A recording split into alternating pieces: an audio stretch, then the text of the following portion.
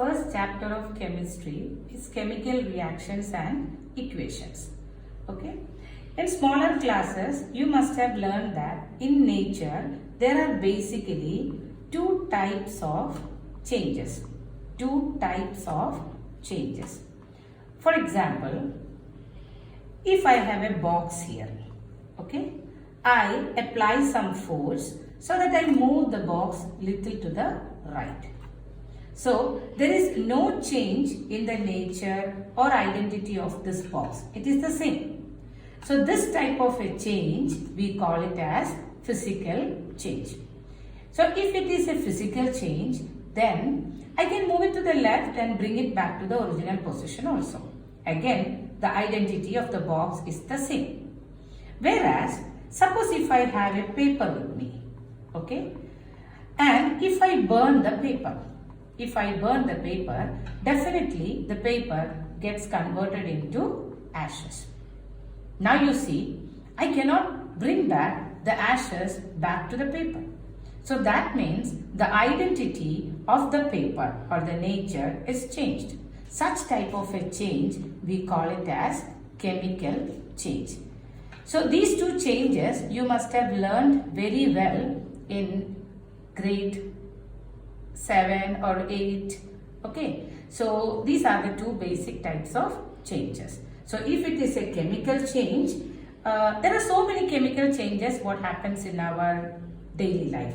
For example, when you keep the milk left open in the room for a long time, you can see that there is some changes what happens in the milk. Same is the case when your food is cooked. You take the rice, you boil them, then the rice turns into, the nature of that rice will change. So these are some of the common changes what takes place in our daily life. Now, in this chapter, we will be dealing mainly with different types of chemical reactions and the representation of the chemical reaction, what we call it as equations. Now, before explaining in detail about the chemical change, I would like to explain the atomic structure to you. Okay. In the introductory class, I mentioned about the atomic structure that you have clearly learned that in grade 9 that every element has a centrally placed nucleus and nucleus consists of neutrons and protons and the electrons are revolving around it. As neutron has neutral charge and proton has positive charge, the effective charge on the nucleus will be positive, and you know that electron is negatively charged, therefore electron possesses a net negative charge. So like this, around the nucleus you can find different shells, and you have learned this in grade 9 that there are K shell, L shell, M shell, etc.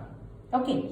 Now the shell which is present in the last shell, we call it as the valence shell, and in valence shell whoever electrons are present, that electron we call it as the valence electron. So this valence electron determines the combining capacity of an element.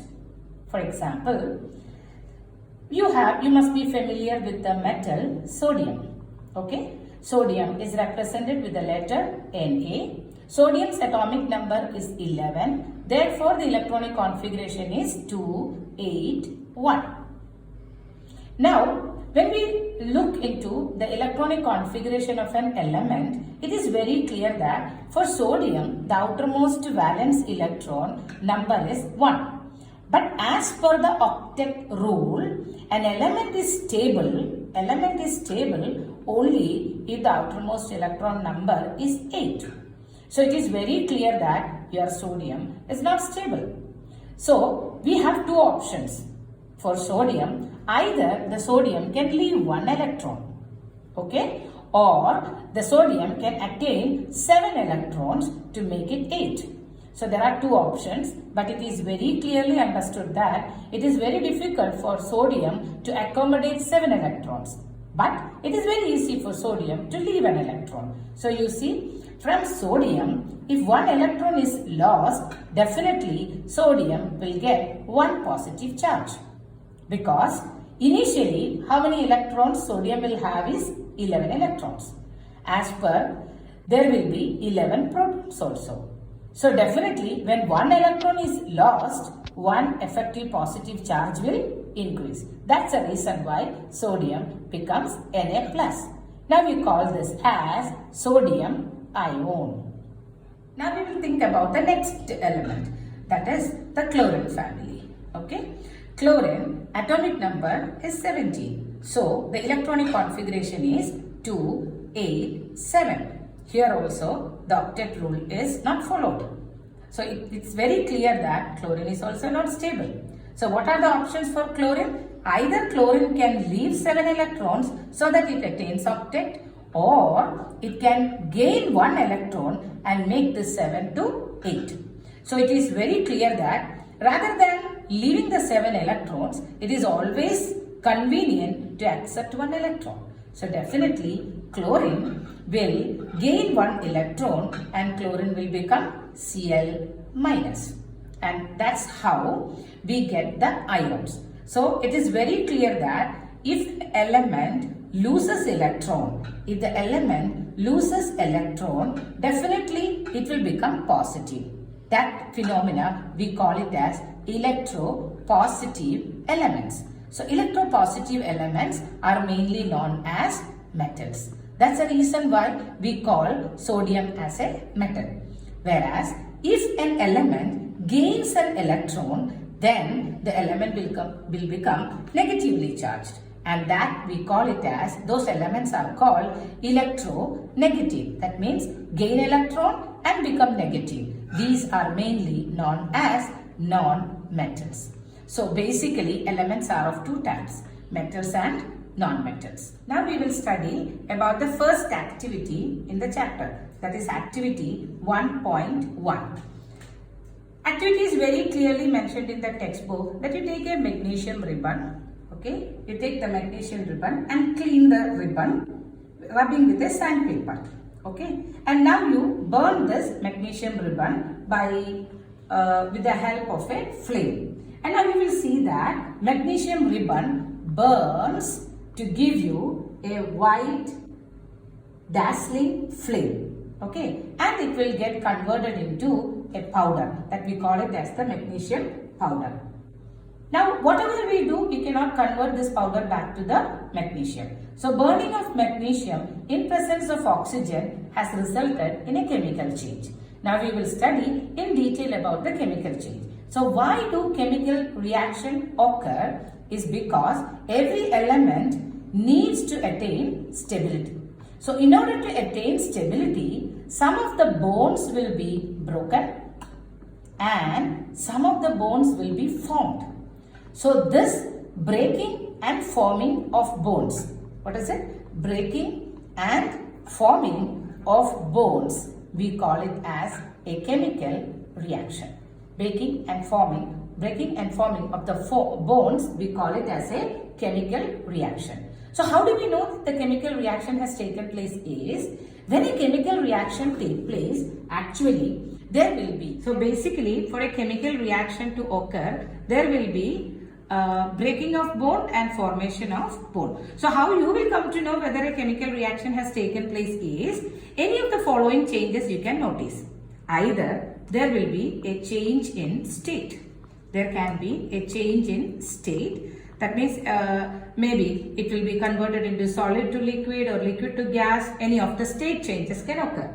The next is, there can be a change in color. There can be a change in color. Third one is evolution of gas. Evolution of gas.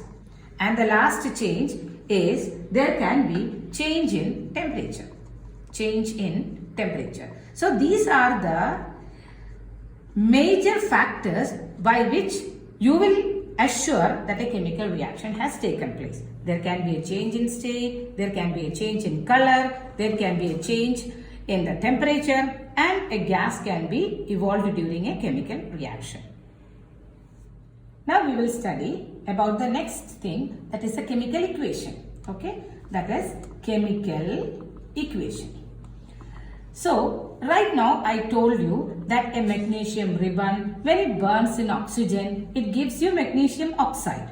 So how can I represent this is, when I speak to someone, I will tell, oh, I took a magnesium ribbon, I cleaned it very well, I just burned it in a flame, and as I did it in open, there was oxygen there. So chemically, what we say is that magnesium ribbon burns with oxygen to give me magnesium oxide.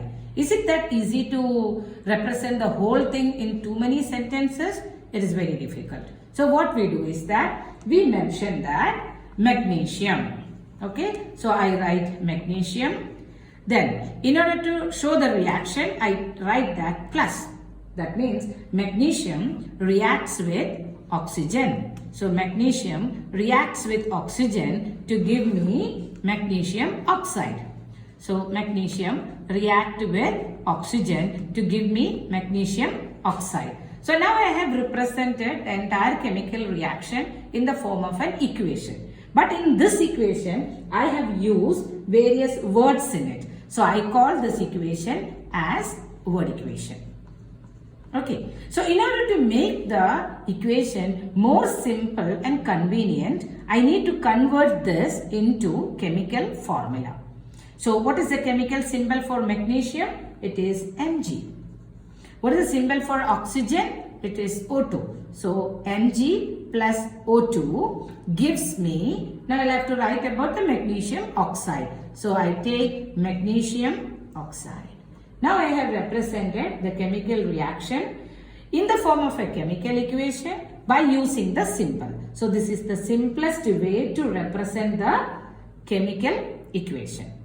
Now we will see whether the number of elements are conserved in both the cases. Left side we have 1 magnesium, right side we have again 1 magnesium. But you see about the oxygen, in the left side I have 2 oxygen, but in the right side I have only 1 oxygen. So I tell that I have written the equation, but it is not balanced.